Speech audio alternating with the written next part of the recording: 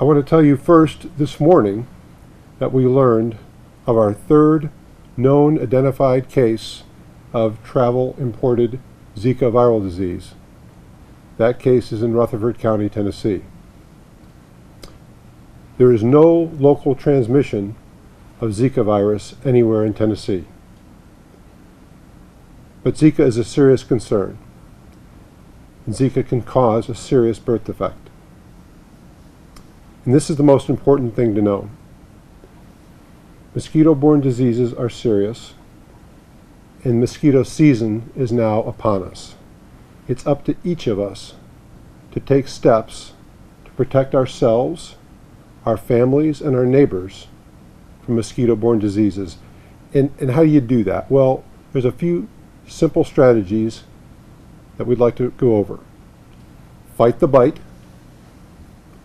drain and cover, protect pregnant women, and 3-week after travel mosquito bite avoidance by the traveling public. Let me highlight each of those.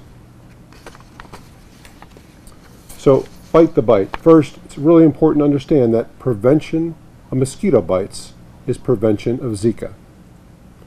Currently, we have no vaccine for Zika. There is no treatment, there is no cure. So prevention of mosquito bites is absolutely critical prevention of Zika virus. Our own individual effort is key to protection from mosquito bites. Use insect repellents regularly. Wear long sleeves, long pants whenever practical.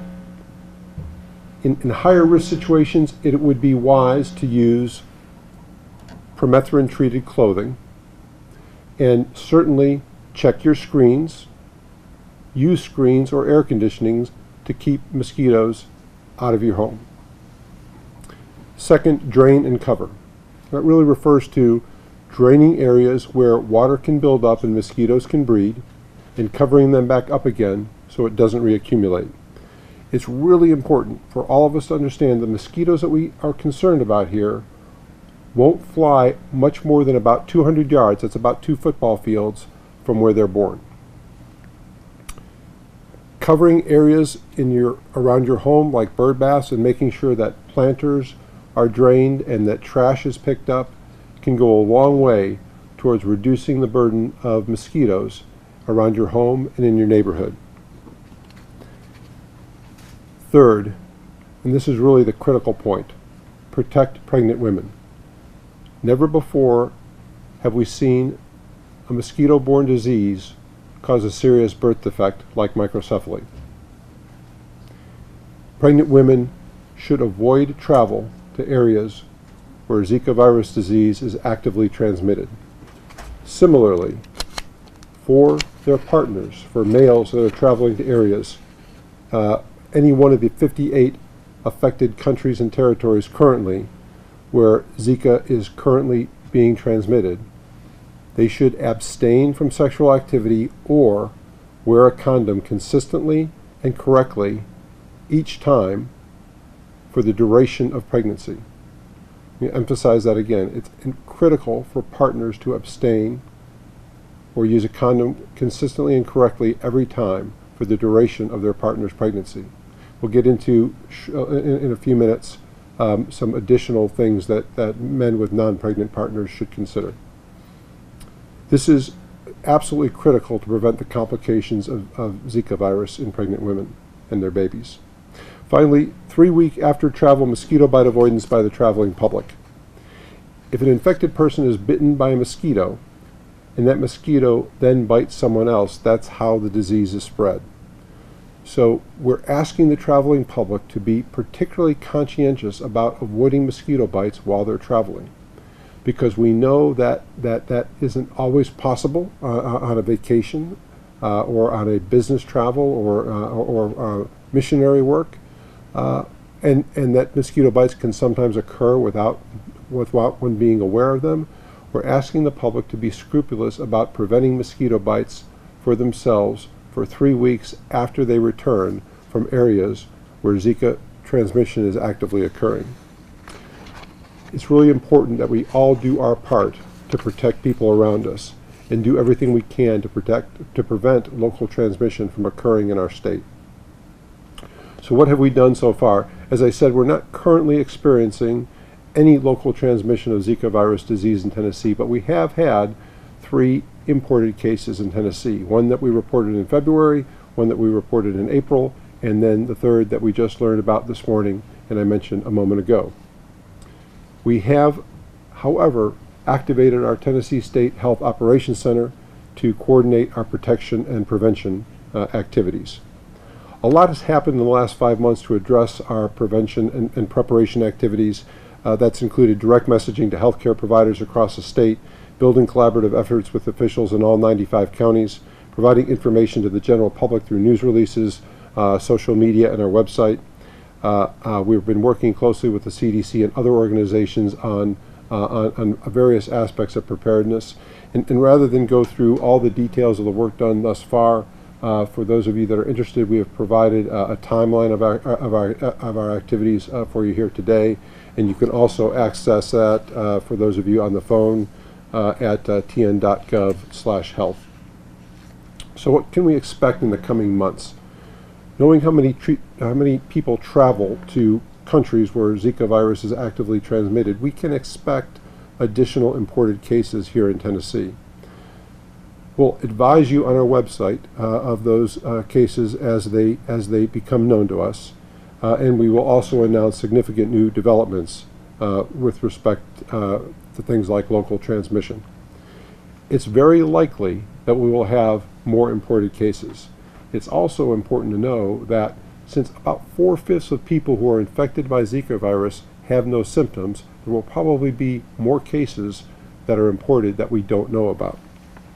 We've been preparing for the possibility of a local transmission of Zika virus disease for some time.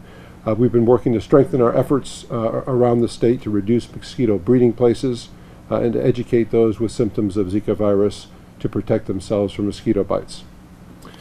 In a moment, Dr. Michael Warren, the Deputy Commissioner for the Tennessee Department of Health for Population Health, will talk a little bit about microcephaly and considerations in men and women, and particularly in pregnant women.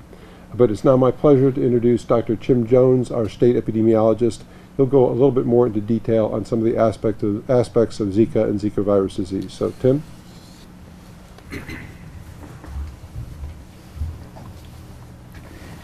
Hi.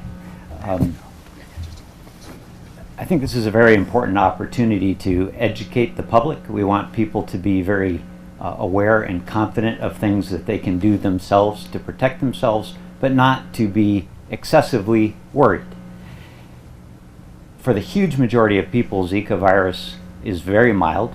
8 out of 10 people who are infected will have no symptoms at all and will never know. Most of the other 20% will have very mild illness with things like fever, red eyes, joint aches, and a mild rash.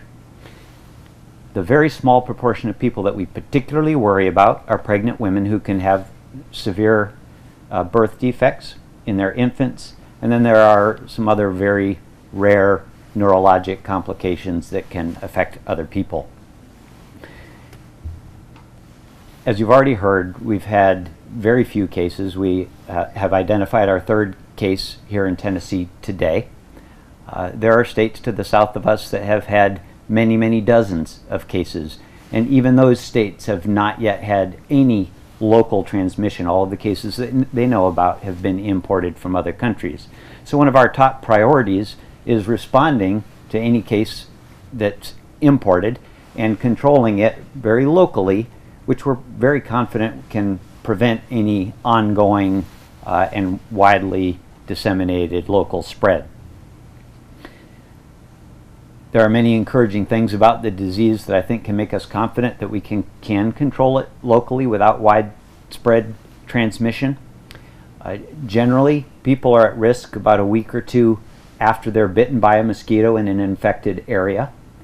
And if there are symptoms, they resolve within about a week. And it's that week to 10-day period when people are at risk of transmitting it or infecting mosquitoes that can give it to other people. So that's the window where we want to be particularly aggressive about preventing mosquito bites.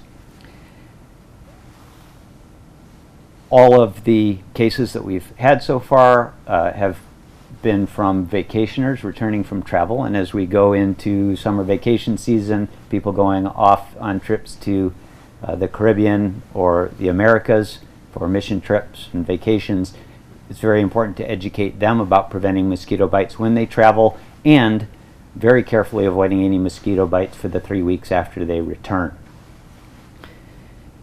We have the mosquitoes in Tennessee that can transmit this infection, but most types of mosquitoes can't.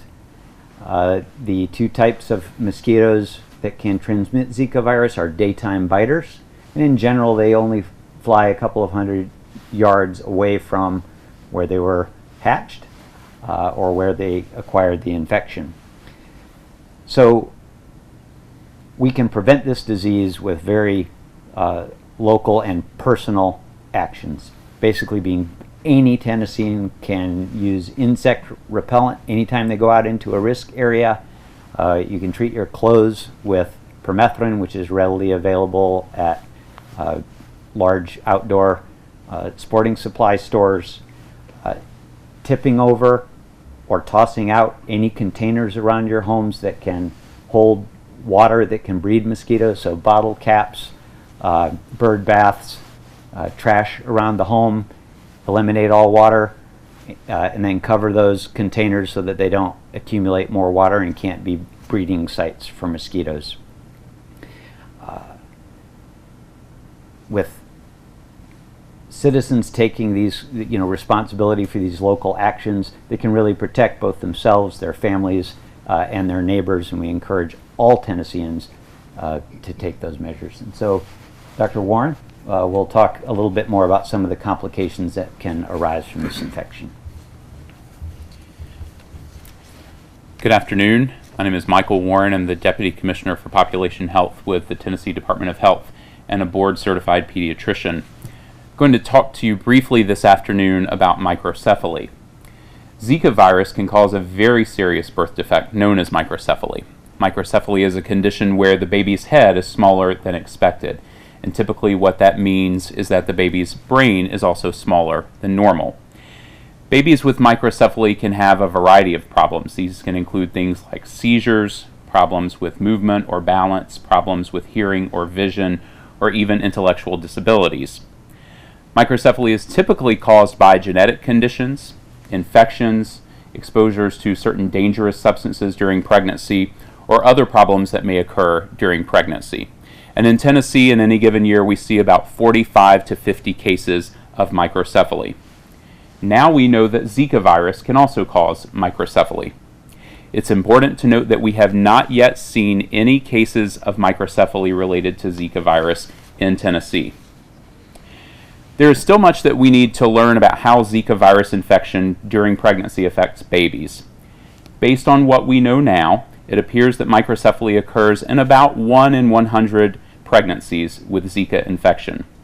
There may be other birth defects or problems associated with Zika virus during pregnancy. There are ways that you can prevent microcephaly caused by Zika virus, and some of these are going to sound consistent with what you've heard earlier. First, pregnant women should avoid traveling to areas where Zika virus is being transmitted. If a pregnant woman must travel to one of those areas, she should prevent mosquito bites. This can include wearing repellent and protective clothing, staying in places with air conditioning and screened windows, and avoiding areas where mosquitoes might be present. Finally, pregnant women should avoid getting Zika virus through sex. We know that the Zika virus can be sexually transmitted. So for the duration of their pregnancy, pregnant women should avoid having sex with men who have Zika virus infection or who have traveled to an area with Zika virus. For women who are not pregnant, but who may become pregnant, and their partner has traveled to an area where Zika virus is being transmitted, if their partner has symptoms of Zika virus infection, they should avoid sex for 6 months after the symptoms resolve. If the partner does not have symptoms, they should avoid sex for at least 2 months after returning.